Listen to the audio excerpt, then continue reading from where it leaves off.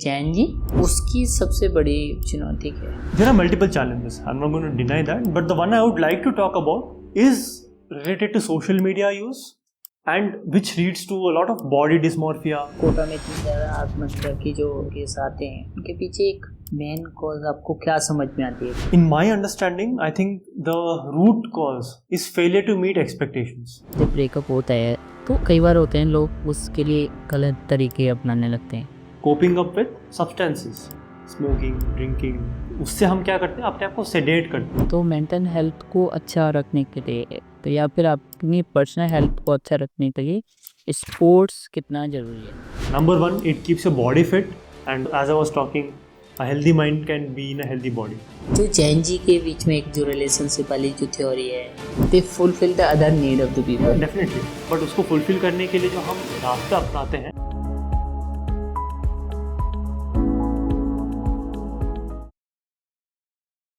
हमने इस पॉडकास्ट में बात की है चेतन कृष्णा भैया से। चेतन कृष्णा भैया एम्स दिल्ली में साइकियाट्रिस्ट हैं। हमने इस पॉडकास्ट में बेसिकली बात की है मेंटल हेल्थ के बारे में, आज की यूथ की रिलेशन के बारे में हमने बात की है, addictions, different type of the substance people can use in today in India, आज की यूथ की जो पॉलिसी फॉर रिलेशंस, हमें उस चीज़ की प्रॉब्लम चल रही है तो हम उनको कैसे सॉर्ट आउट कर सकते हैं। So it's all about this podcast. Hopefully यदि आप इस पॉडकास्ट से देखें तो आपको बहुत कुछ सीखने को मिलेगा। आपका इस पॉडकास्ट में स्वागत है। हमारे पॉडकास्ट का नाम है थिंक बियॉन्ड और ये हमारा पॉडकास्ट हमने अभी रिसेंटली लॉन्च किया है इन बैनर ऑफ नवोदयंस टॉक। आप थोड़ा अपने बारे में बताइए। हेलो, तो मैं डॉक्टर चैतन्य कृष्णा हूँ and I am a proud alumnus of JNV Mudipu which is in Karnataka. And अभी मैं करेंटली अपना सीनियर रेजिडेंसी कर रहा हूँ एम्स न्यू दिल्ली में।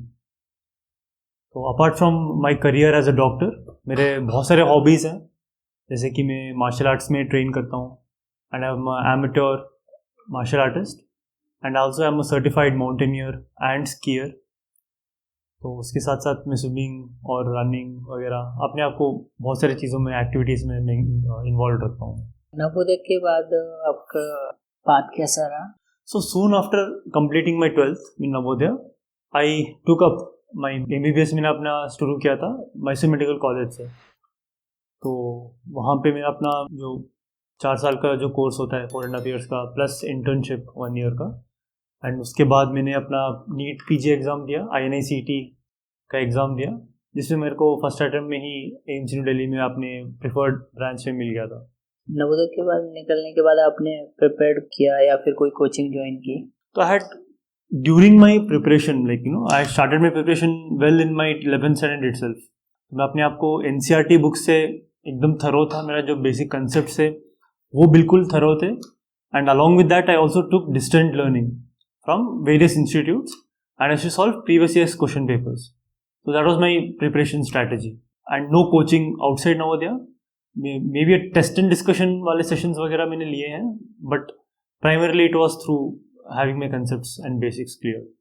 यदि हम MBBS के बारे में बात करें प्रिपरेशन से रिलेटेड, तो हमारे दिमाग में सबसे पहले आता है कोचिंग के लिए Kota, little about Delhi, but ज़्यादातर हमारा ये होता है कि यदि आपको नीट जाना है या आपको JEE क्लियर करना है तो आप कोटा जाओ। तो आप जब अपने सेल्फ स्टडी की उसके थ्रू आपने उसका एग्ज़ाम क्लियर किया, आप कोटा के बारे में जब सुनते हैं तो आपके दिमाग में सबसे पहले क्या आता है? सबसे पहले जो मेरे दिमाग में जो थॉट आता है वो आता है प्रेशर कुकर का एक पिक्चर बनता है मेरे मन में, and the reason is because there is immense load on the child's mind, है ना। And I am not saying कि Kota is a bad place, मतलब कोटा लोग इसलिए जाते हैं क्योंकि वहाँ पे there is a culture of getting coaching for the competitive exams, and there are many people who are present there, train for their coaching in getting into medical या फिर इंजीनियरिंग साइंस, है ना। But there is a lot of expectations that they have from their own self, there are lot of parental expectations. So because of that the first image जो मेरे मन में आता है वो प्रेशर कुकर का आता है, बहुत ज़्यादा प्रेशर रहती है। जो बच्चे वहाँ जाते हैं उनके पास बहुत ज़्यादा प्रेशर रहता है। प्रेशर पेरेंट्स के थ्रू या बाकी बहुत सारे लोगों के थ्रू? मल्टीपल फैक्टर्स हैं इस प्रेशर के। The number one pressure would be the self जो खुद के ऊपर जो प्रेशर हम डालते हैं ना, हमारी एक एक्सपेक्टेशन रहती है. फर्स्ट ऑफ ऑल मुझे लगता है कि इंडिया में करियर गाइडेंस बहुत कम है. Most of them after completing 12th they इधर have options of either getting into engineering या getting into medical. They are not very much aware of other opportunities, other job opportunities. तो एक तो है कि खुद के ऊपर जो हम प्रेशर डालते हैं वो बहुत हाई है. अपने खुद के ऊपर जो हम एक्सपेक्टेशंस रखते हैं वो बहुत हाई है. The second would definitely be the parental expectations. So parents are often times not aware of the current competitive scenario. उनको लगता है कि अगर बच्चा पढ़ाई कर रहा है तो उसको सीट मिल जाएगी. बट अभी जो जितने बच्चे हैं, जितना कॉम्पिटिशन है, it is cut throat. So they are not aware of these things. तो उनके बच्चों के ऊपर बहुत ज़्यादा एक्सपेक्टेशंस रखते हैं कि हम आप तुम पे इतना खर्च कर रहे हैं या फिर हम तुमको इतना कोचिंग वगैरह के लिए भेज रहे हैं. तो दे एक्सपेक्ट कि you will get a good rank, you will get a selected into a government institute. The third is the societal pressure ना. इंडियन सोसाइटी में अक्सर we have a thing of comparison. अगर हम हमारे relatives भी हैं, हमारे कजिन्स भी हैं या हमारे नेबर्स भी हैं, तो there is a constant comparison that is very much prevalent in our society. तो इन सारे प्रेशर्स का इफेक्ट होता है जो एस्पिरेंट्स हैं, जो कोटा जाते हैं, उन पे, खुद का, पेरेंट्स का और सोसाइटी का. पेरेंट्स को ये चीज़ क्यों लगती है कि सिर्फ Kota is the only option for cracking JEE or NEET examination? So what is the main reason behind this thing? I think it's more of the talks that they have. It's more of the propaganda, or more of the advertisement that Kota has placed itself as. Most of the eminent coaching institutes of this country, जैसे FITG हो गया, Resonance हो गया, बहुत सारे institutes हैं. So all of them, Allen वगैरह, all of them are based out of Kota. तो उस कारण से भी एक ये है. द सेकेंड थिंग इज कि there is a fear of missing out. अब जैसे आप देख रहे हो कि आपके पड़ोसी के बच्चे जा रहे हैं वहाँ पे, आपके रिलेटिव्स वहाँ पे जा रहे हैं, आपके कुछ नोन टू अदर लोग जा रहे हैं कोटा कोचिंग करने के लिए, तो अक्सर पेरेंट्स के मन में ये रहता है कि यार कहीं हमारे बच्चे कहीं पीछे ना रह जाए ना. तो वो लोग भी उसी को भेजते हैं. तो it's like a societal conditioning. तो जैसे हर्ड मेंटालिटी जो हम बोलते हैं ना, आपने सुना होगा उसके बारे में, तो वो एक उसका भी एक कंपोनेंट रहता है. So one is the advertisement, the way Kota has sold itself. The second is the availability of good coaching institutes, top class coaching institutes in one location. And the third thing is the herd mentality and the fear of missing out. All of these things drive parents into putting their ward in Kota. आपने self study की, तो आपके तरीके से इन exams की preparation का एक क्या अच्छी स्ट्रेटजी हो सकती है जो आप मतलब apart from going some fancy place or some going for a Kota or some other coaching institute, we can start preparing from our own house. और वो एक अप्रोच ले सकते हैं जिससे आप डेफिनेटली यदि आपको उस पर्टिकुलर चीज़ के लिए इंटरेस्ट है, इंथुसियास्ट हो, तो आप क्लियर कर ही लोगे. सो डिस्क्लेमर, मैंने जो अपना एग्जाम क्लियर किया था वो 2014 में क्लियर था. तब से लेके अब तक there is been a vast change. And the number one change I would say is the democratization of this entire coaching process. जैसे हमारे टाइम पे या तो बुक्स रहते थे या फिर आपको कोई कोचिंग इंस्टीट्यूट पे जाना रहता था, है ना. But nowadays it is all democratize. That is आपको ऑनलाइन ही इतने सारे हाई क्वालिटी एजुकेशन मिल सकता है. And now there is ChatGPT into the mix as well, है ना. आपको कोई कंसेप्ट समझाने के लिए भी बहुत आसानी या बहुत एक्सेसिबल हो गया एक तरीके से. सो that's the number one point.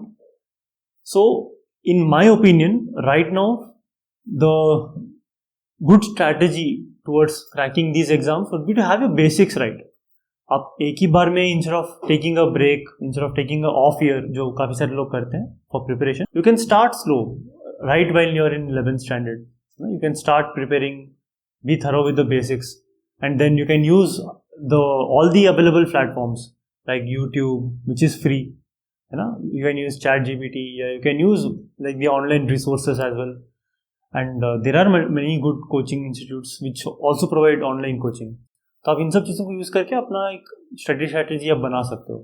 And this is highly individualised. I can give broad prescriptions for everyone, but I think it is highly doable even in the current scenario. इससे हम बात करते हैं कि जो एक पेरेंट्स का प्रेशर है या फिर पीयर्स या सोसाइटी लेवल पे जो हम जो प्रेशर बात करते हैं कि एक जो फर्स्ट रैंक लाना है, एक रैंकिंग का है, दूसरा ये एग्ज़ाम क्लियर करना है, तो बच्चों की मेंटल हेल्थ पे इन चीज़ों का किस तरीके से असर पड़ रहा है? This is a very important question, and I see such people who are disturbed, who are very much troubled, come to my clinic very often. So what happens is there's a deep sense of inferiority complex develops in children who are constantly compared, who are constantly forced into bringing the top rank in each and every exams that they give, है ना. तो अब सारे बच्चे को तो first rank नहीं मिल सकता है ना, सिर्फ एक ही बच्चे को मिल सकता है, बट एक्सपेक्टेशन तो सभी की रहती है ना, कि मुझे टॉप रैंक लेना है, मुझे टॉप इंस्टीट्यूट्स में ज्वाइन करना है. So that creates a ट्रेमेंडस amount of pressure on the young mind, like who's just 18 years old, who's just passed out of his high school. Yes, sir? So this is, I think, a very real problem that needs to be discussed. And parents need to realize that the competitive scenario in the current generation is increased multifold. Okay? I think many of them are not aware of this. They need to realize this. And they need to be a bit more accepting of failures as well. Failure doesn't mean end of life या फिर end of career. Family members can encourage their child to get into. अगर उसने एक exam पे उतना अच्छा नहीं किया है तो शायद उतना उस पर प्रेशर डालने की जरूरत नहीं है कि वो और किसी चीज़ में अच्छा नहीं कर पाएगा. उसको एनकरेज कर सकते हो आप डिफरेंट अपने जो स्ट्रेंथ्स हैं उस पर फोकस करके उस पर डेवलप करने. क्या मतलब जो कोटा में इतनी ज़्यादा आत्महत्या की जो सुसाइडल केस आते हैं उनके पीछे एक मेन कॉज आपको क्या समझ में आती है कि ये इसकी मेन कॉज है? In my understanding, I think the root cause is failure to meet expectations. That disappointment, you know. So you see that everyone around you is highly competitive, who is performing very much ahead of you. So you feel that you are left behind. Then there are doubts which start creeping into your mind. Will I be even able to crack this exam? Am I even capable of studying for so long? You start asking these questions to yourself. So there is a sense of worthlessness, there is a sense of helplessness, there is a sense of hopelessness कि क्या मुझे seat मिल सकती है medical college में या फिर engineering college में. So because of all these, suicidal thoughts creep in. You feel trapped. आपको लगता है कि the only solution out of this is to end your life, and that's the main reason why people choose that. And through this channel, I want to convey to all those parents and all those children who are going through that tough phase that it is not the end of life. If you're not doing well in a given exam, if you feel that you're left behind in a particular study environment, please understand that life is much, much bigger than just your exam or just your career. So that's my main message that I want to give to these students. किसी भी societal case जो होते हैं उनमें एक society या parents या friends उनका हम कितना कंट्रीब्यूशन मान सकते हैं कि ये society these are element are दो responsible for this? So suicide is a very sensitive topic. This needs to be dealt with a lot of care, understanding and sensitivity. We can't point fingers on anyone including the victim of suicide, है ना. तो उसके multiple factors हो सकते हैं, including parental, including environmental, including circumstantial, जैसे कि उसने एग्जाम में उसका अच्छा नहीं आया marks, even in the mock exams वगैरह. So it can be highly circumstantial as well, even in related to breakups. उसमें भी होता है, there are lot of thoughts, subtle thoughts that happen. So if they have poor coping mechanisms, many triggers can lead to such act. ठीक है, so we need to be very sensitive while talking about this, but we can't we have to highlight on all of these factors. We have to talk about all of these factors and try to find solutions to it. जब हम इस तरीके की situations जब किसी बच्चे के साथ या किसी यूथ के साथ क्रिएट होती हैं तो वो क्या सिम्टम्स हमें पेरेंट्स को या जो दोस्त है तो उसका कोई दोस्त है या फिर उसके जो टीचर्स हैं उनको क्या सिम्टम ऐसे होंगे जो देख के लगता है कि हाँ ये इस तरीके की सिचुएशन बन रही है? ठीक है. सो according to studies, the people who are going through a lot of mental distress, they often talk about these things, है ना. तो जो भी उनके सराउंडिंग में जो भी है, उनके सपोर्ट सिस्टम में जो भी हैं, including parents, including friends, including teachers and other well-wishers, we need to be more sensitive to that. We need to be more understanding and more accommodative to whatever they are saying, है ना. तो मेरा पहला ये रहेगा कि उनकी तरफ ध्यान दो, उनको सुनो, एक्टिव लिसनिंग एक तरीके से करो. So often times the early warning symptoms हम बोल सकते हैं या फिर रेड फ्लैग सिम्टम्स बोल सकते हैं इज लो मूड. कि he is feeling sad most of the time, he is not interacting with others, yeah, he is not interacting with the family members as frequently, yeah, to that extent as before. The second is psychomotor retardation, जैसे कि जो normal day to day activities भी हैं, जैसे कि नहाना, brush करना, है ना, खाना खाना, इन चीज़ों में भी इंटरेस्ट नहीं रहती है, या फिर इन चीज़ों को करने के लिए भी बहुत ज़्यादा उनको फोर्स करना पड़ता है, उनको बहुत बार बोलना पड़ता है कि बेटा नहा लो, बेटा ब्रश कर लो, बेटा खाना खा लो, ठीक है। तो खुद से जो इंटरनल जो मोटिवेशन रहती है, खुद से जो ड्राइव रहती है, वो काफ़ी कम हो जाती है। The third is sleep disturbances, अगर उनको नींद आने में दिक्कत हो रही है, या फिर उनकी नींद जो है बीच बीच में टूट रही है, या फिर उनको जल्दी नींद खुल रही है उनकी, so that can be also be another warning sign, ठीक है। The third thing is people talking about such things, अगर वो बात कर रहे हैं, अगर एक्सप्रेस कर रहे हैं कि यार मेरे को ऐसे मन कर रहा है कि मैं अपना जान ले लूँ, या फिर आई फील ट्रैप्ड, या फिर अगर ऐसे बोलते हैं कि यार इससे अच्छा सब खत्म हो जाता, तो अगर ऐसे they are expressing these things, they need to be picked up in a very sensitive way, ठीक है। And we can talk about that, we have to discuss further about it, why are they feeling so, and if you are able to help, if you are able to get professional help, that's even better, or you can always approach the helpline numbers which are available. So I think my message would be more receptive. These signs are very much open, these signs are very much understandable. Don't consider it कि ये just एक phase है जो अपने आप ठीक हो जाएगा या फिर अपने आप सही हो जाएगा. इसको actively इसके तरफ आप थोड़ा सा think करो, actively इसके तरफ work करो, ये मेरा suggestion रहेगा. हमारे देश में ऐसा क्यों होता है कि इस तरीके के सिम्टम्स दिखते हैं, इस तरीके का कुछ पैटर्न दिखता है लोगों को, तो वो जैसे चाहे वो पेरेंट्स हो, चाहे वो टीचर्स हो, चाहे पीयर ग्रुप्स मतलब दोस्त हो, वो इस चीज़ को एकदम नज़रअंदाज कर देते हैं और उसको जस्ट एक तरीके से और ज़्यादा मजाक के रूप में लेते हैं. दोस्त तो मुझे लग रहा है कि ज़्यादा मतलब कि वो हमारे यहाँ बहुत ज़्यादा मेंटल हेल्थ के बारे में बात होती नहीं है, हमारे यहाँ उस तरीके के केसों को ज़्यादा नोटिस नहीं किया जाता. So the first question would be कि हम क्यों इस पे बात नहीं कर रहे हैं, and second question would be कि हम कैसे बात कर सकते हैं. तो the number one most painful aspect according to me is the stigma. हमको जो मानसिक परेशानियां हैं उनको लेके बात करने में या फिर उनको लेके एक्सेप्ट करने में भी हमें बहुत सारे हर्डल्स रहते हैं. एक तो हमको लगता है कि एक तरीके की मानसिक कमजोरी है, या हमको लगता है कि ये कभी इसकी इलाज नहीं है, तो इस कारण से हमको लगता है कि हम उस टैग से एसोसिएट नहीं होना चाहते कि एक साइकेट्रिक पेशेंट है ना. तो that is the number one point. The reason why we don't talk about it is because of the social stigma. हमें लगता है कि ये अच्छी चीज़ नहीं है इसके ये टैग लेना या फिर इसके बारे में बात करना. तो दूसरी जो चीज़ है, हमको लगता है कि अगर सुसाइड के बारे में बात करें तो वो एक अपशकन है या फिर इट्स अ बैड ओमेन, है ना, या फिर उससे सुसाइड के चांसेस बढ़ सकते हैं. ऐसा नहीं होता है. Talking about suicide to a person who's feeling suicidal doesn't increase the chance of suicide. ठीक है, rather it will give you opportunities to intervene and help. तो ये नंबर वन पॉइंट है. The number two point is कि how can we talk about it? Talking about it has to be normalized. अगर हम उसको एक बहुत बड़ी बीमारी की तरह हम अगर कंसिडर करें या फिर हम उसको बहुत बड़ा सोसाइटल प्रॉब्लम की तरह कंसिडर करें, तो then maybe it's not a good approach. Our approach should be कि it is a human body, it can have problems, so just like that it's the human mind and that can also have problems and it can be solved. So that's what we need to bring the conversations around mental health to the table, just like a problem which can be fixed, which can be resolved.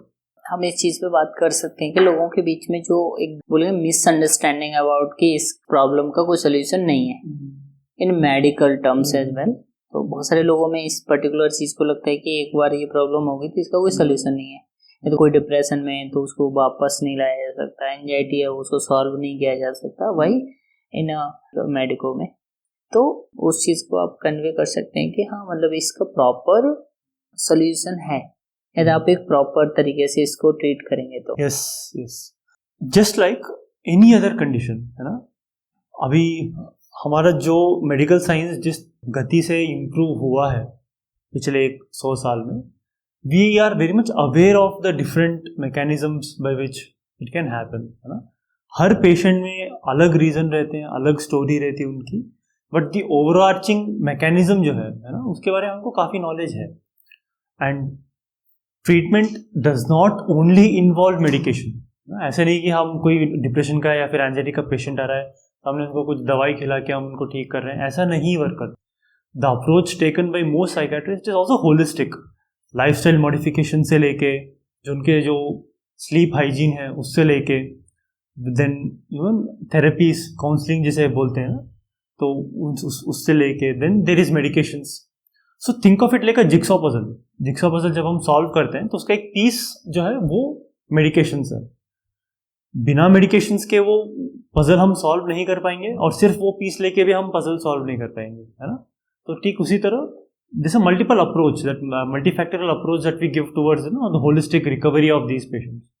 हमारे जो concepts हैं, हमारे जो misunderstandings हैं, they are mostly coming from the pop culture. हम जैसे movies में जो दिखाते हैं कि अगर कोई पेशेंट है who is mentally not sound, उनको दिखाते हैं कि उनको बहुत ब्रूटल तरीके से शॉक थेरेपी दे के ठीक कर रहे हैं या फिर उनको ना कैद के रख रहे हैं. जैसे there are multiple Bollywood movies which portray it in such way.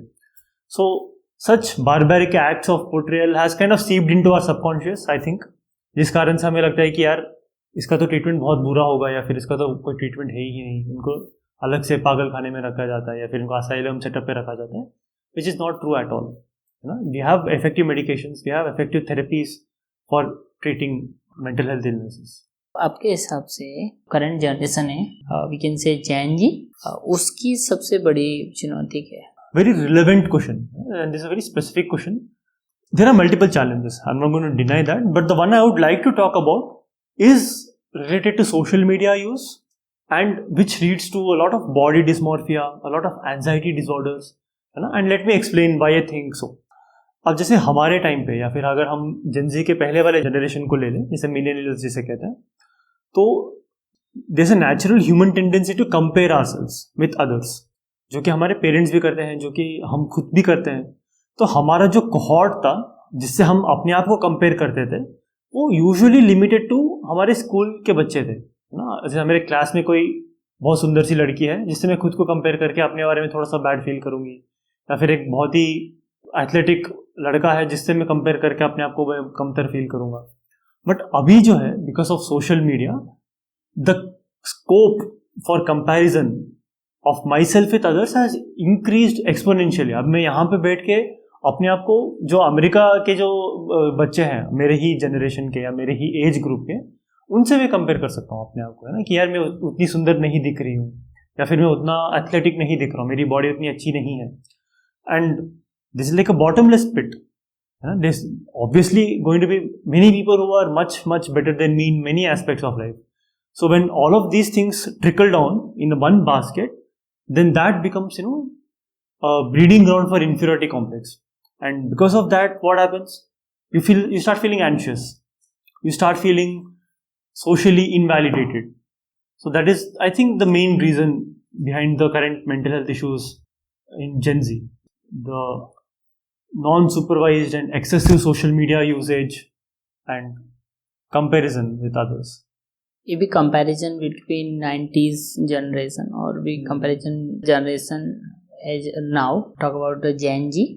So what is the difference between the upbringing and the culture and the way of distractions for both of them? This is a very interesting topic. See, Gen Z is defined as a generation who have grown up with the internet. So 1996 से हम 1997 से almost हम शुरू करते हैं Gen Z's को, तो उनके टाइम से ही जो है इंटरनेट का बूम हुआ था, है ना. So these are the generation who have been exposed to internet. And in India also there was like a major revolution, आपको पता है, जियो रेवोल्यूशन जिसे बोलते हैं हम, after 2016. And most of them reach their adolescence, early adulthood around this time. So this is bombardment of information on Gen Zs, and this information is usually not very good information, mostly false information या फिर unhealthy information. That's what the main problem is, I feel. So previously more emphasis was laid on person to person connection and communication. जैसे जो millennials थे या फिर उनके पहले के जो generations थे, उनकी जो दोस्ती भी बनती थी वो ऑफलाइन होता था, एक तरीके से ना, कनेक्शन में होता था, through games, through play, through common interest, through hobbies. आजकल जो होता है it's mostly online, communication and connection. And in fact, people even prefer this type of communication. अगर आप किसी को आप text करोगे, you'll be more comfortable talking to them online rather than talking to them in person. So I think that's one of the major generational shift that we are seeing in Gen Zs versus the other generations. There is a sudden rise of drugs addiction in society. So what is the main cause and what is the main reason behind all this rise?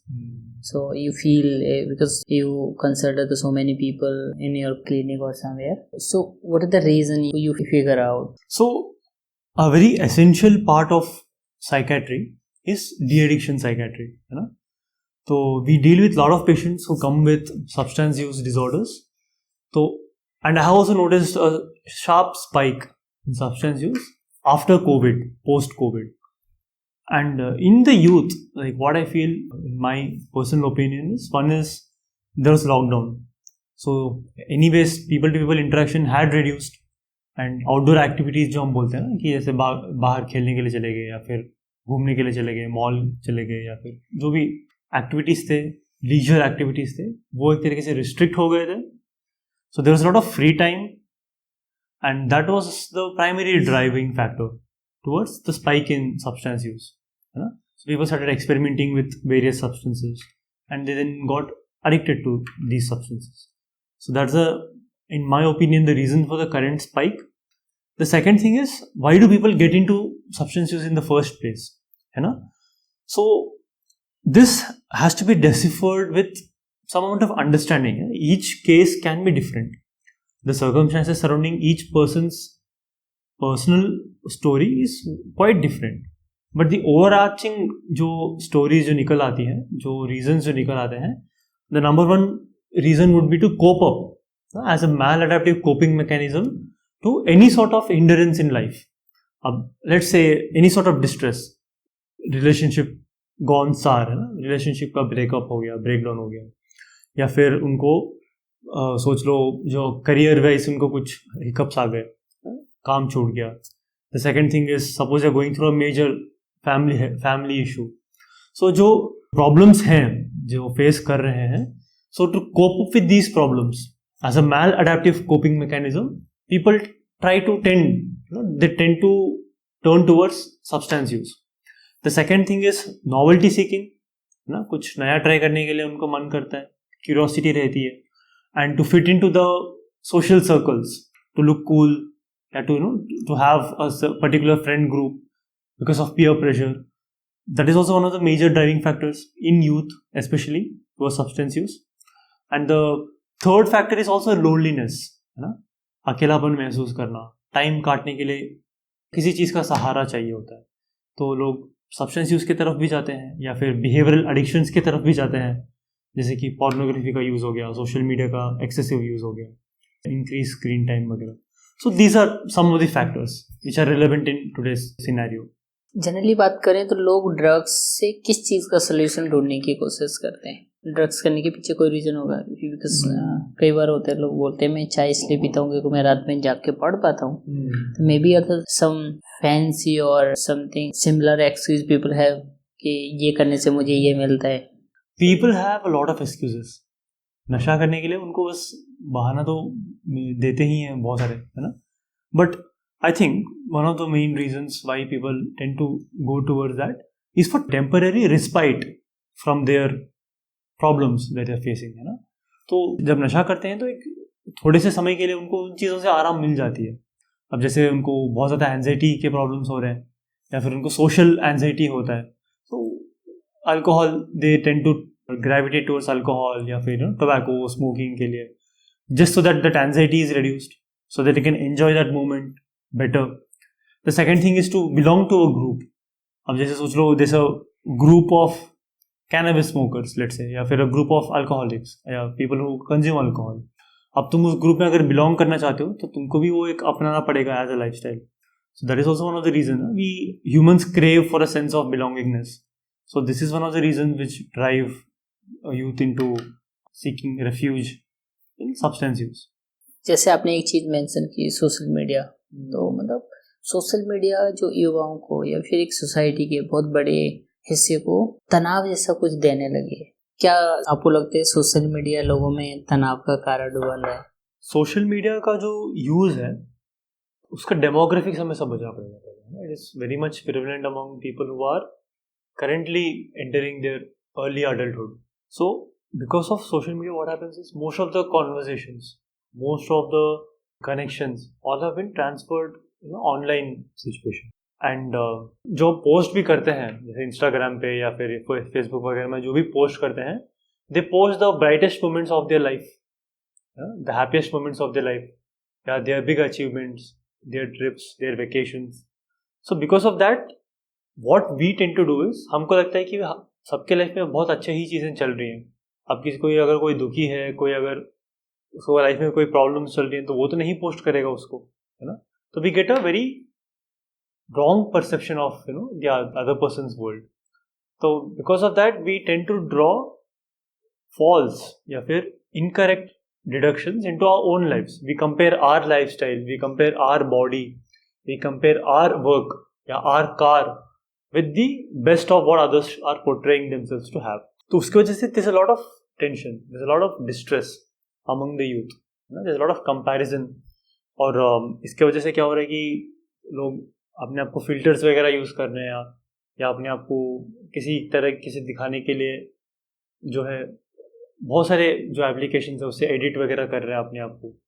So that's all leading to some unrealistic expectations from our own body, from our own finances, from our relationships also. हम दूसरों के relationship से अपने relationship को compare कर रहे हैं. So all of that is a very distorted view world. क्या सोशल मीडिया वर्चुअल लाइफ को बढ़ावा दे रहा है? वर्चुअल लाइफ मीन्स मतलब लोग जो रियल लाइफ से मतलब कोई एक लड़का है या लड़की है वो रियल लाइफ में मतलब अपने पर्टिकुलर इस दोस्त को उतना टाइम ऐसे नहीं देंगे जब सामने होंगे, बट हाँ वो व्हाट्सएप पे या फिर वो सोशल मीडिया पे उनका से बात करने में उनको कोई प्रॉब्लम नहीं. आई थिंक आपने भी ये देखा होगा, तो बहुत ही कॉमन होता है. एंड मैंने भी अपने फ्रेंड्स के साथ ये बहुत बार देखा है. मैं उनको बाहर एक वॉक के लिए बुलाता हूँ या फिर अगर उनको बुलाता हूँ तो दे यूजुअली प्रेफर कि टेक्स्ट पे बात कर लेते हैं या फिर फ़ोन पे बात कर लेते हैं. सो because of that the human connection is being kind of compromised. It has its own benefits also. अगर सोच लो लॉन्ग डिस्टेंस में हम दोस्त हैं या फिर अगर उनको कुछ और टाइम का शॉर्टेज है, so then the communication can be done effectively without being there in person. इसके बेनिफिट्स ज़रूर हैं, but after all we are there, we are having friends for that connection, right? So if you completely shift that connection to a virtual method, then that human nature, the human touch, that is kind of lacking. The other thing is that everything is kind of virtualized right now, you know? For just not just friend circle, but even other things. जैसे कि हमारे जो groups हैं, जो friend groups हैं, most of these are online communities. हमने शायद उन पे कभी हमने in person कभी meet भी नहीं किया होगा हमने, ना? तो ऑनलाइन कम्युनिटीज़ में हम अपने फ्रेंडशिप को इन्वेस्ट कर रहे हैं. तो ऐसे काफ़ी सारे चीज़ें में इम्पैक्ट आ रही है. So yes, social media has definitely made our lifes more virtual या फिर more online and less in person. क्या आपको ऐसा लगता है कि जो excess amount of social media use और लोगों के साथ एक डायरेक्टली कनेक्शन न रखना बच्चों को एक डिप्रेशन, एंजाइटी की तरफ लेके जाता है? डेफिनेटली, बिकॉज इन पर्सन जो हम बॉडी लैंग्वेज के थ्रू या फिर अपने जो माइक्रो एक्सप्रेशंस हैं उनके थ्रू जो हम कम्युनिकेट कर पाते हैं वो काफ़ी लिमिटेड रहता है. थ्रू टेक्स्ट या थ्रू फेस टाइम या फेस कॉल भी हम वो उतने सारे इंफॉर्मेशन हम कम्युनिकेट नहीं कर पाते हैं. So and because of the lack of in person interactions there is an epidemic of loneliness. आपने काफ़ी सारे न्यूज़ आर्टिकल्स वगैरह में भी देखे होंगे ये चीज़ों का. And one of the main culprits of this is definitely social media use. And इसके downstream effects बहुत हाई हैं. अगर हम early signs of anxiety, depression या loneliness इनको अगर हम neglect करते जाते हैं, so फिर these symptoms tend to build up. They tend to grow into full-fledged disorders like major depressive disorder, generalized anxiety disorder. So and that can also lead to a person having suicidal thoughts या suicide.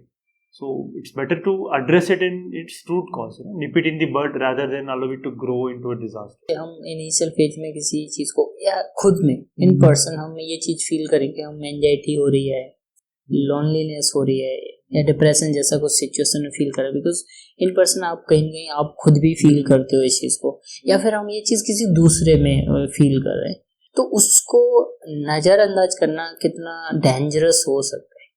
This is very important, you know. If you know a person who is going through any sort of mental health issues, या if you yourself are going through any mental health issues, please seek professional help. You know, it can be a huge step that you take towards your own health. So please seek professional help, and we are always available. You can also take the free जो on call number है जो mental health care का टेलीमानस का, you can call that as well. So this is a very important disclaimer that people need to know, है ना. And इसको नज़रअंदाज करके ये solution नहीं है, rather it tends to grow in the background. अगर आप उसको ignore करने की कोशिश करोगे without addressing the root cause of the issue, these problems tend to pile up and they tend to leak into other domains of your life, in your work, in your interpersonal relationships, in your sleep, in your day-to-day habits. सभी में effects पड़ते हैं इसके. In worst case scenarios, it can also end up causing suicide या फिर other problematic situations where you wouldn't want to be in. So addressing them, seeking professional help in the initial phases itself goes a long way. So I think the best option that is available right now. जैसे आज के अभी के particular समय में वो relationship के बारे में हम बात करें, तो रिलेशनशिप में जो जैन जी के बीच में एक जो रिलेशनशिप वाली जो थ्योरी है या उनके जो रिलेशंस की जो कॉन्सेप्ट है, वो एक थोड़ी ओल्ड जनरेशन के बारे में बात करें 90s 80s के बारे में, वो कितना डिफरेंट है, या वो हम उनकी जो कॉन्सेप्ट को कैसे डिफाइन कर सकते हैं? See, first of all, we need to be open to the fact that with each generation there will be different dynamics of a relationship, है ना. जो relationship के जो dynamics होते हैं वो हर generation के साथ shift होते हैं. जैसे आपने हमारे grandmother grandfather की relationship देखा होगा, most of them were arranged marriages wherein the wife was socially expected to be very submissive and not independent, kind of subservient to the husband who was the patriarchal head of the family. Then हमारे parents के generation में हमने देखे कि दोनों parents काम कर रहे हैं, घर का जो काम है वो बंटवारा हो रहा है. There is still some amount of patriarchy left, यहाँ पे वुमेन को शायद उतना राइट्स नहीं दिया जाता था या फिर थोड़ा बहुत प्रॉब्लम जो होती थी. But with each generation there is a definite shift in the relationship dynamics. So same thing is playing out in the gen Z and the current generation as well. Here what happens is there is a flood gates of opportunities which have been open. अब जैसे हमारे parents का अगर generation लें तो उनके known to ने किसी ने सजेस्ट कर दिया कि तुम इस लड़के से बात करो या फिर तुम इस लड़की से बात करो, mostly in the same socio cultural upbringing, है ना, उसी गांव में या फिर अगल बगल के गांव से ही लोग आपस में मिलते थे. बट अभी जो है जेन जी ऑनलाइन किसी से भी मिल सकती है. कोई साउथ इंडिया में बैठा है वो नॉर्थ इंडियन लड़के के साथ उसको प्यार हो सकता है, या फिर कोई फॉरेन कंट्री में है उससे भी उसको प्यार हो सकता है. So the barrier of distance has kind of been erased. That is point number 1. The point number 2 is the optionality. A single male through dating apps, through Instagram, through social media has optionality of choosing या फिर getting attracted to thousands of females. The same thing goes with the female also. A single female can have optionality of thousands of men, yeah, hundreds of men. So because of that, the value that we give to each relationship is kind of reduced. अब मुझे लगता है कि यार अभी इसके साथ workout नहीं हुआ तो मैं शायद दूसरे किसी के साथ वर्कआउट करने की कोशिश करूंगा या फिर मैं किसी और के साथ ये करूंगा. So the value that we give to that individual has kind of degraded because of the excessive optionality. And there is also the concept of option paralysis. अगर बहुत सारा ऑप्शंस है तो हम फिर कंफ्यूज हो जाते हैं कि हम किसके साथ रहें ना. हमको लगता है कि यार कहीं ये छूटना चाहिए, जो बेटर ऑप्शन है कहीं वो छूटना चाहिए. तो we also tend to, current generation is also tending to go towards more short term relationships which are mostly transactional in nature, जिसको हम सिचुएशनशिप्स बोलते हैं या फिर बहुत सारे नाम दे रखा है जिनजीज ने. So I think the value of relationships in general also has kind of degraded. That's my personal opinion.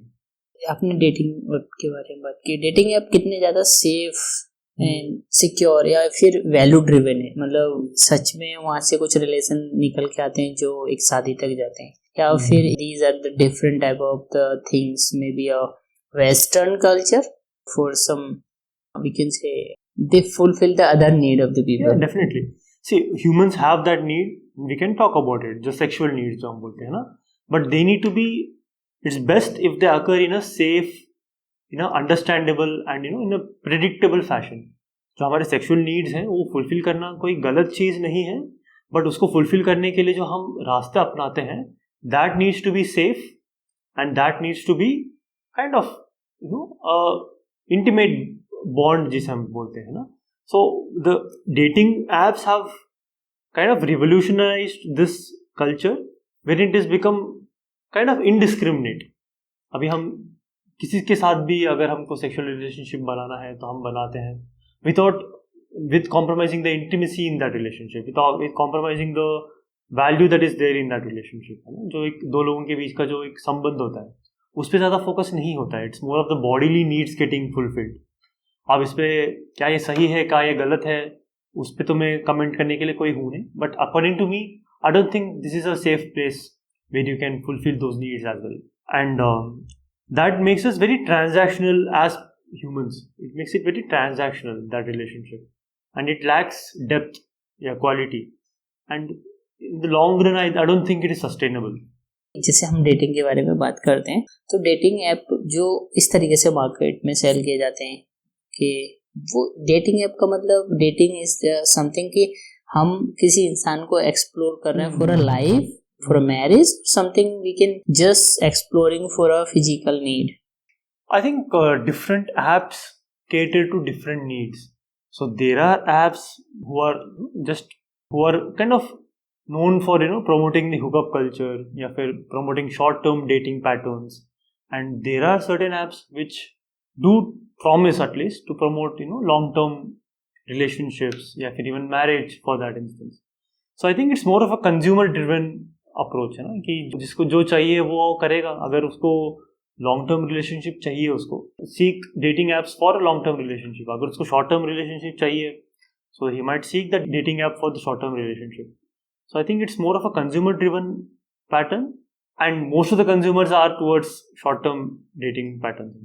अभी हमें कई बार हम देख रहे हैं कि कुछ तरीके के जो डेटिंग एप्स हैं उसके थ्रू लोग ना बहुत सारे स्कैम चल रहे हैं. आई थिंक आपने कभी सुना हो, डेटिंग ऐप के थ्रू स्कैम होते हैं कि आपने किसी के साथ फिजिकल कनेक्शंस बनाए, देन उन्होंने मतलब ही मे बी मेल और फीमेल, तो उन्होंने आपकी फिर किसी पर्टिकुलर चीज़ को कैप्चर करके फिर उसको ब्लैकमेल कर रहे, फिर आपसे ब्लैकमेलिंग के थ्रू मनी का अप्रोच कर रहे, ले रहे मनी के लिए आपको रीच आउट कर रहे. सो इट मे बी तो डेटिंग ऐप आज पर्टिकुलर समय में हम बात करें तो वो उतने सेफ भी नहीं है. बिल्कुल.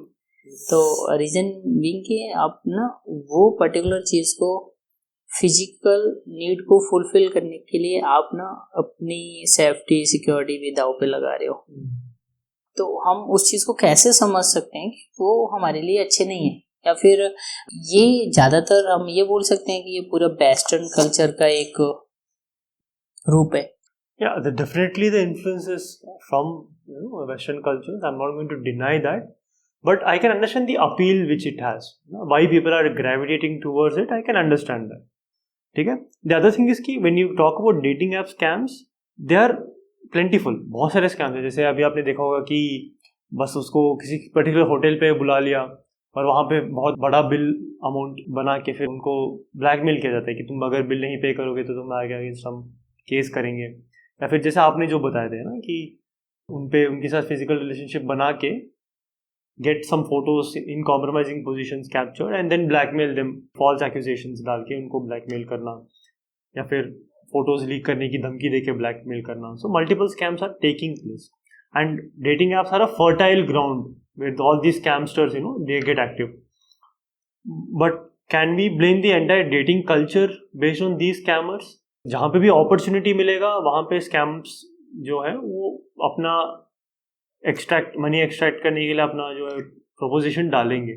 सो we as a consumer need to be more जागरूक, जिसे कहते हैं, we need to be more aware of these scams and protect ourselves from these scams. So maybe the best option would be to get to know the person first, meet them in person and meet them in a more casual या फिर informal way before getting into any sort of relationship, even physical relationship, है ना. That would be a good safeguard against. So be careful when you're in dating app. Breakup या relationship एक किसी भी particular person की जो mental health पे उसका कितना बड़ा प्रभाव डालता है? It has a profound impact. In fact ये बोलते हैं कि जो रिलेशन या जो हार्ट ब्रेक्स होती है ना, जो इमोशनल जो पेन होता है, it is almost registered in the same areas of the brain where the physical pain is registered. तो बहुत पेनफुल होता है, especially if it's a intimate relationship, if it is a long term relationship wherein you have invested a lot of effort, you invested a lot of time. तो जब वो relationship टूटता है तो people are often find themselves lost.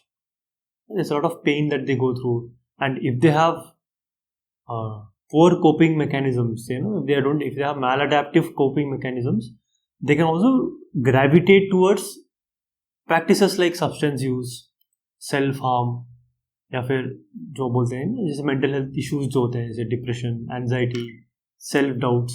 So all of these things can happen.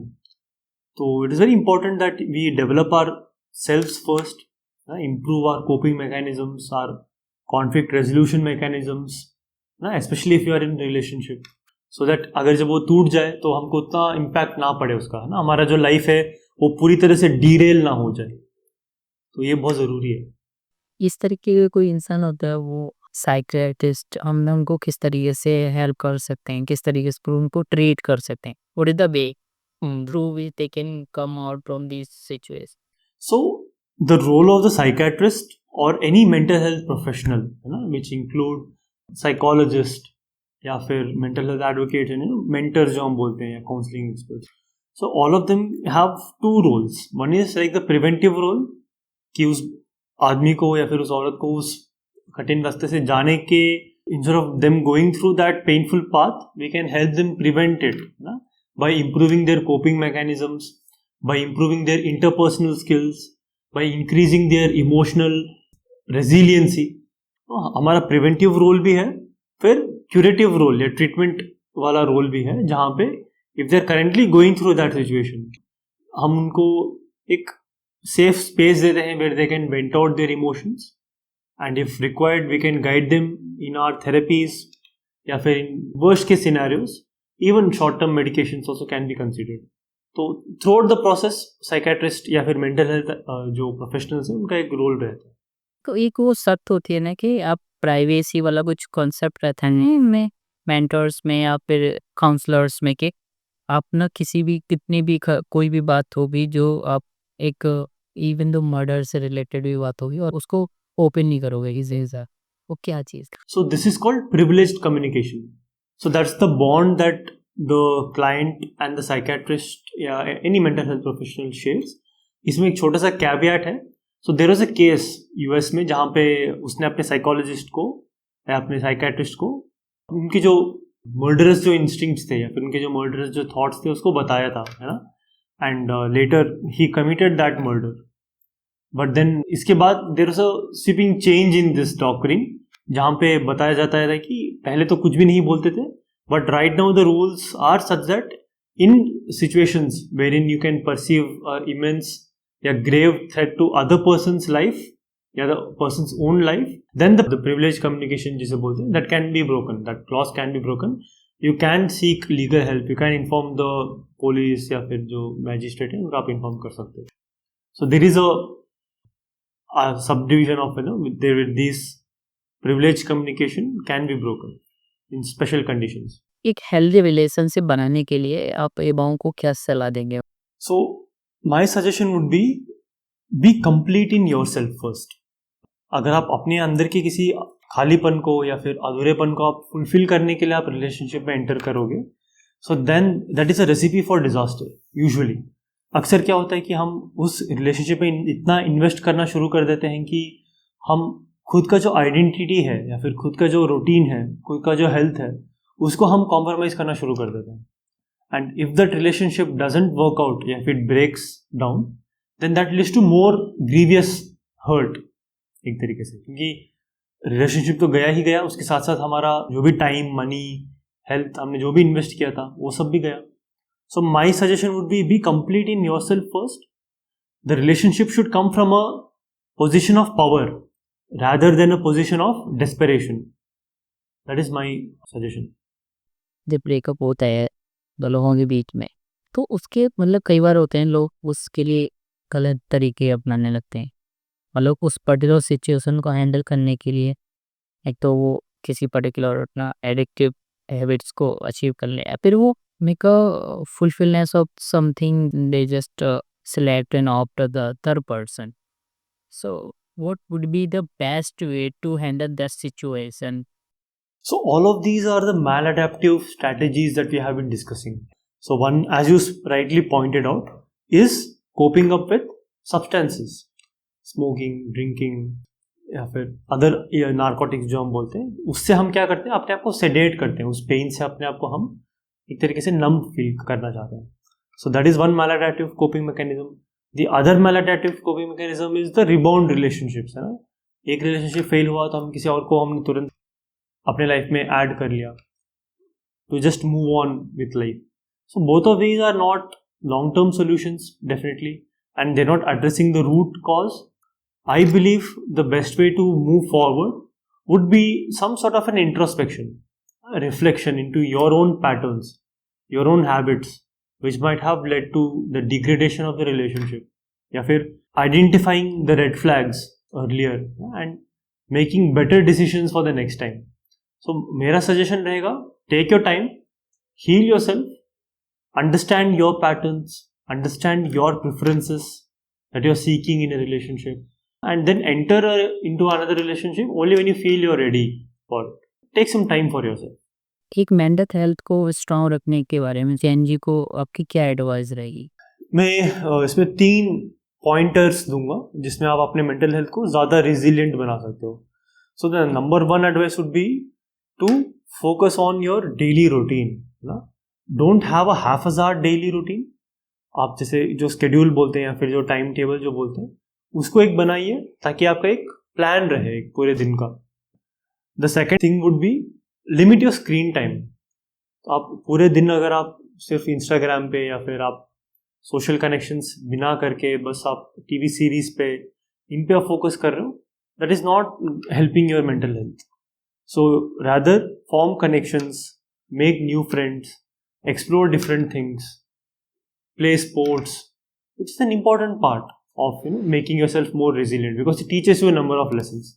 And the third thing would be get enough sleep. आप रात भर आप अगर डूम स्क्रॉल कर रहे हो या फिर आप सोशल मीडिया का यूज कर रहे हो, and if it is affecting your sleep, then your whole cycle is thrown off. So fix your routine, make connections, make teams, play well. Movement is medicine. Second thing is take adequate rest. There's a saying called healthy mind in a healthy body. Mens sano in corpore sano. तो मतलब अपने आप को physically आप fit रखोगे, अपने आप को फिजिकली आप हेल्दी रखोगे, उतना ही आपका मेंटल हेल्थ पे भी वो रिफ्लेक्ट करेगा. आप उतना ही मेंटली ज़्यादा रेजिलिएंट रह पाओगे. मेंटल हेल्थ के बारे में यदि हम बात करते हैं तो मेंटल हेल्थ को अच्छा रखने के लिए तो या फिर अपनी पर्सनल हेल्थ को अच्छा रखने के लिए स्पोर्ट्स कितना ज़रूरी है? ये मेरा फेवरेट टॉपिक रहेगा क्योंकि this is very close to my personal journey. है ना, I am a mental health expert as well as an ardent sportsman. मुझे बहुत सारी चीज़ों में इंटरेस्ट है, जैसे मार्शल आर्ट्स हो गया, स्केटिंग हो गया, स्विमिंग हो गया. तो ये मेरे लिए बहुत पर्सनल क्वेश्चन है and I think there is a huge impact of the sportsmanship जो हम बोलते हैं, जो sportsman spirit in mental health. Number 1, it keeps your body fit, and just as I was talking, a healthy mind can be in a healthy body. The second thing is there is a human connection that you feel through when you're playing in any sport. There is a healthy level of competition, there's a spirit of sportsmanship, there's a spirit of teamwork. So all of that gives you more valuable and more precious relationships. Okay? And the third thing is there's something that keeps you disciplined. It's an alternative for, let's say, social media use या फिर substance use. It keeps you engaged, it keeps you disciplined, it teaches you many things in life, including the important lesson that failure is a part of the game. हम अक्सर failure को लेके बहुत ज़्यादा हम impact हो जाता है, हम we stop trying या we stop giving it more chances. है ना, playing sports makes you okay with failure. It makes you more open to failure, I think. So these are the takeaways of playing sports and how it impacts our mental health. आपको ये लगता है कि इंसान जब life में अपने busy हो जाता है वो ज़्यादा एफिशिएंट हो जाता है, ज़्यादा शेड्यूल्ड हो जाता है, अपने टाइम को management Yes, yes, yes. Yeah, time is the most important resource that you have. And if I have a perception that this resource is limited, if it has constraints, then I'll work more efficiently in order to complete that task. अब सोच लो मैं अपने आप को 1 घंटा देता हूँ पढ़ने के लिए, तो my brain knows that I have a limited amount of resource, a limited amount of time, so the brain will start working more efficiently to cover it up. But अगर वही मैं बिना कोई टाइम रिस्ट्रिक्शंस के अपने आप को दूँ तो हमारा ब्रेन क्या सोचेगा कि मेरे पास तो बहुत टाइम है, तो अभी मैं नहीं पढ़ूंगा, अभी मैं थोड़ा सा कुछ काम कर लेता हूँ, या फिर अभी मैं थोड़ा सा टाइम पास कर लेता हूँ, बाद में पढ़ लूंगा. तो we tend to procrastinate it, we tend to postpone it to a later day. So to prevent that tendency, it is important that you keep yourself busy throughout the day, and give yourself sufficient and crisp time blocks to accomplish any task, and you'll also feel, you're becoming more efficient towards completing that task. So this definitely helps. जैसे mental health की जो practices हैं वो sports या फिर other profession में कैसे help करती हैं? ये बहुत इंपॉर्टेंट सवाल है ना. एंड अगर हम स्पोर्ट्स या फिर किसी भी जॉब में अगर हम देखें तो this a huge component of the mental resilience that you bring into the table. तो जिस तरीके से मैं अपनाता हूँ मेंटल हेल्थ प्रैक्टिसेस को अपने स्पोर्ट में, इट इज़ थ्रू विजुअलाइजेशन. वेरिन अगर हम सोच लो मुझे एक समिट करना है, अगर मुझे माउंटेनियरिंग करनी है, तो I visualise myself in that peak, या visualise the track, the different challenges and how to overcome them in during that expedition. And even in the match, अब जैसे मैं सोच लो अपने मुआय थाई के मैच के पहले अपने आप को मैं विजुअलाइज करता हूँ कि how what is going to be my opening move, how am I going to counter those punches, what is going to be my strategy, and I visualise myself winning the medal या फिर defeating the opponent. So that is one important component which is a mental health practice, visualisation का. The second component would be of mindfulness, wherein you are very much aware of the different processes, different thought processes that go on in your mind. तो अगर मैं उस समय कुछ anxiety feel कर रहा हूँ, या फिर अगर उस समय मैं थोड़ा सा एंशियस फील कर रहा हूँ, मैं घबराहट फील कर रहा हूँ, तो I become mindful of that. I tend to channelise that anxiety, I try to channelise that adrenaline into some productive way. या फिर अगर I am facing some sort of a complication in my expedition, अगर मुझे उस समय कुछ unexpected complications आ गए, so that time I don't buckle up to that pressure. जो स्ट्रेसफुल सिचुएशन है उसमें बकल अप नहीं करता हूँ, I stand up in that situation, है ना, and I try to resolve that. So there immensely जो हमारा माइंडफुलनेस जो बोलते हैं, which is a component of our psychiatric practice या मेंटल हेल्थ केयर का प्रैक्टिस, वो काम आता है. And I can see similar parallel usages of that in a day to day functions, in a day to day job as well. So हमारे जो demanding jobs हैं उसमें एक बहुत ज़्यादा डिसीजन मेकिंग करनी पड़ती है ना, क्विक डिसीजंस लेना पड़ता है. इवन अगर हम मेडिकल लाइन में भी देखें, so there are emergencies that happen. So in emergencies you need to remain calm, you need to remain composed, you need to have a plan of action. तो उसमें जो है माइंडफुलनेस, विजुअलाइजेशन, ये सब जो टेक्निक्स हैं काफ़ी हेल्पफुल हो सकती है. And this is what I have learn through my experience. आपने 12th की पढ़ाई नवोदय में की, तो अपने नवोदय से क्या आपकी लर्निंग्स रही? आई थिंक मेरे जो सबसे इम्पॉर्टेंट जो लर्निंग था from Navodaya was the importance of discipline, self discipline. Navodaya में definitely it was imposed on us by others, but then later it becomes a part of your identity, and discipline is something that defines me. अगर आप मेरे colleague से पूछ लोगे to give a word to describe me, the word that usually comes up is discipline. And that's the important lesson that I have learned nowadays, and it has helped me in my professional career as well, in securing good ranks in different colleges, in different entrance exams. It has helped me in maintaining my work-life balance, in my sport, in my other adventure activities. So it has had profound impacts on all the domains. ये हमें adaptability में भी help करता है. Yes.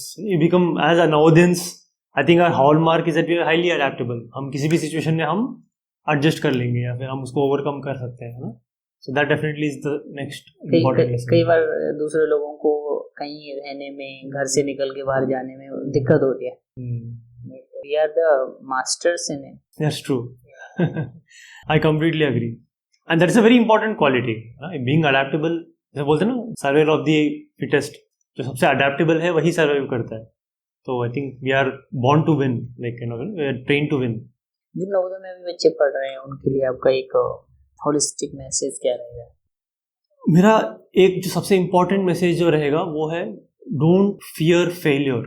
है ना, अगर आप किसी भी जर्नी में जा रहे हो, be it academic, be it professional, be it sports, adventure, जो भी है, failure is a part of life. अक्सर हमको उस चीज़ से डराया जाता है कि यार तुम फेल नहीं कर सकते हो. तो because of that we tend to not take risk. We become very submissive, we become very docile. है ना. तो आई थिंक the main message I would want to give my juniors is don't be afraid of failure. Failure is a part of life. It's a learning lesson for life. You know? So learn from your failures and don't be afraid of your failures. Embrace it. Okay. Thank you, Bhaiya, for this podcast. It was my pleasure for the whole team. It was my pleasure being here. हमने बहुत सारी बातें share की. Hopefully लोगों को इससे बहुत कुछ सीखने को मिलेगा. I hope so. और I think they will think about the mental health. They will think about the sports and they will practice all the mental health activity. Practices, because वो कितना इम्पोर्टेंट है. वो एक प्रोफेशनल जो particular mental health से related एक person उस चीज़ के बारे में बात कर रहे हैं, तो उनसे उनको बहुत कुछ सीखने को मिलेगा. So thank you once again. So if you want to follow me and if you want to follow my journal, you can follow me on my Instagram handle which is Dr. CK Sharma. आपको एक जो description box है उसमें भी उसका link मिल जाएगा. I am Raj Satyan. I love to know about your view for this episode. Navodayan stock को लाइक करें, शेयर करें एंड सब्सक्राइब करें. Thank you.